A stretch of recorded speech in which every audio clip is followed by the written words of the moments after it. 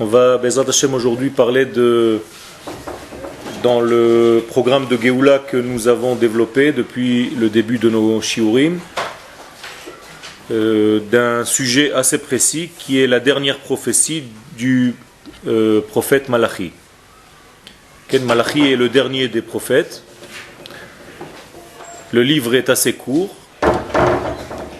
et à la fin de son livre, de ce qu'il a dit, de sa prophétie, se trouve un grand secret qu'on va essayer de voir maintenant. Hanevoach Rona Shel Malachi, la dernière prophétie de ce prophète Malachi, vient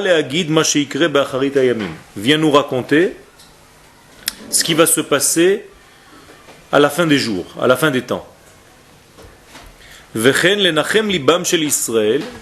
Mais en même temps, cette prophétie, elle vient rassurer, consoler le cœur d'Israël, les Balitia Ashu Mina Geoula, pour ne pas qu'ils aient une dépression de la Geoula. C'est-à-dire, il y a une certaine fatigue qui va s'installer dans l'attente même de la Geoula, de la délivrance d'Israël, parce que il va se passer quelque chose qu'on va essayer de voir maintenant. Les balles, pour ne pas que Itiachou, pour ne pas qu'ils désespèrent. Ça veut dire qu'il va se passer certains phénomènes qui vont peut-être mettre le peuple d'Israël dans une situation de désespoir, et on va essayer de comprendre de quoi il s'agit. Distribuez les shiurim à tous ceux qui n'ont pas, comme ça vous suivez sur texte. Otiyot markimot. Il est marqué que les lettres de la Torah rendent l'homme qui les lit sage. Il y a une sagesse lorsqu'on suit le texte avec les yeux et pas seulement qu'on écoute un shiur. Ce n'est pas la même chose celui qui voit et celui qui entend. C'est 2 degrés différents. La vision vient rajouter quelque chose de plus fort. C'est aussi la différence entre ta chazé et ta shma. Dans la Gemara, quand on vient dire un enseignement, on dit ta shma, viens et entends. Et dans la Torah d'Eretz Israël, c'est-à-dire dans le Zohar, quand on vient parler à quelqu'un, on lui dit viens et vois, ta chazé. Ça veut dire qu'il y a 2 degrés. Il y a plusieurs Torahs, la Torah d'Israël et la Torah de... Comme plusieurs degrés de la même Torah.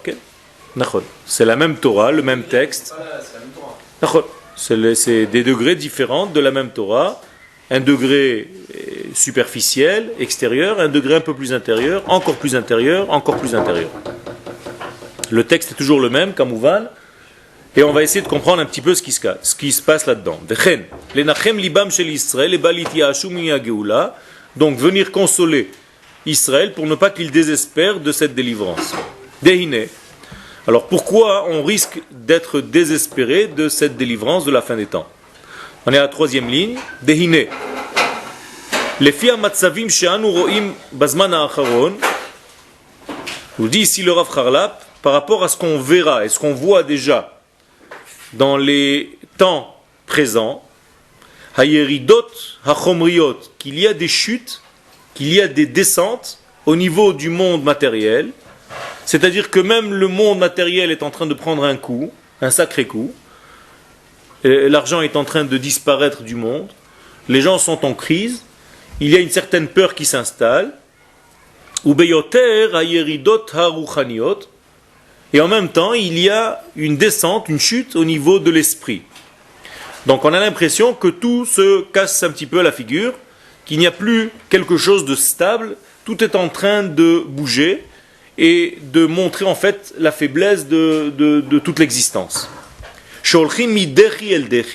Et donc on a l'impression de voir un cercle vicieux de descente, de chute, et qu'on n'arrive pas à arrêter. Dechi el dechi, ça veut dire de chute en chute, de descente en descente, de grave en plus grave.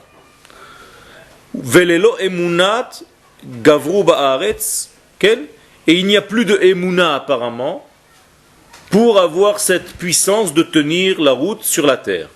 Beseat nefesh ovrim al kol haTorah kula, à tel point que certaines personnes outrepassent tout ce qui est écrit dans la Torah. Ça veut dire avec une certaine...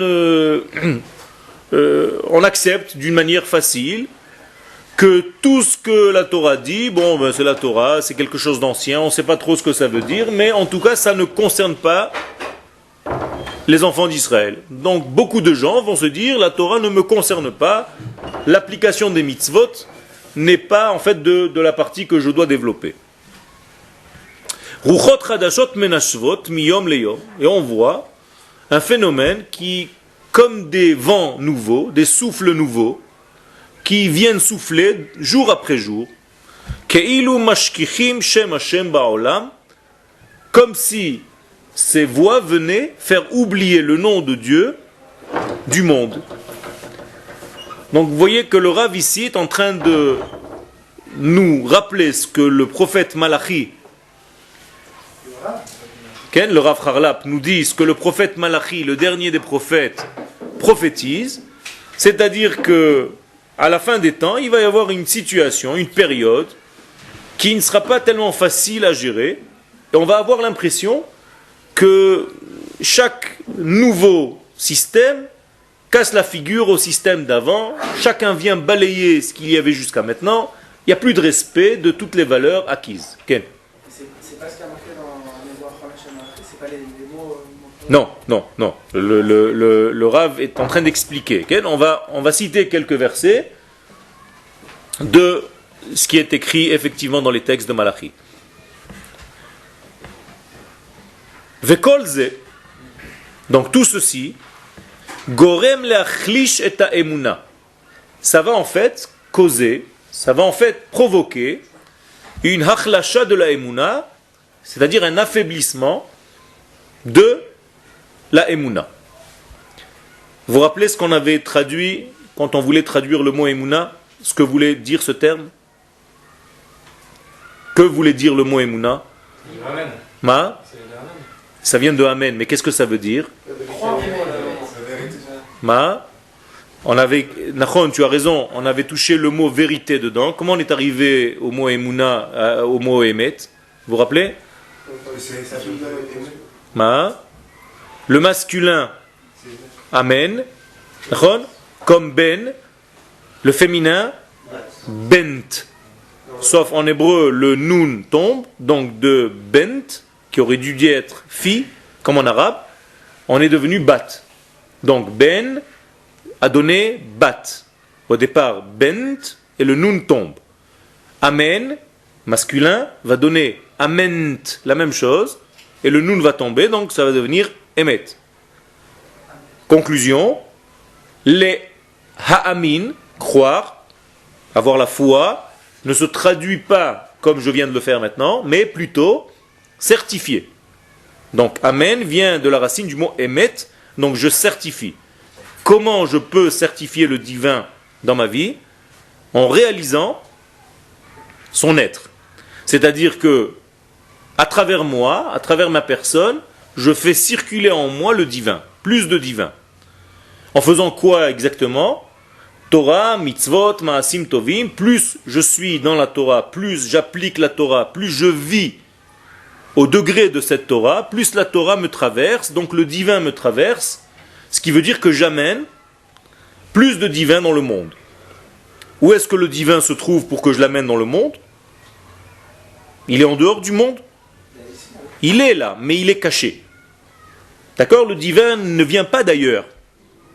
Toute cette terre, toute cette création est remplie de divin, mais d'une manière cachée. Chaque fois que je fais un travail au niveau de la Torah, des mitzvot, des maasim tovim, qu'est-ce que je fais? J'ouvre une porte, j'ouvre une fenêtre, comme dans un ordinateur Windows. J'ouvre une fenêtre par laquelle le divin va traverser. Donc à chaque fois que vous étudiez la Torah, à chaque fois que vous faites une mitzvah, à chaque fois que vous vivez au rythme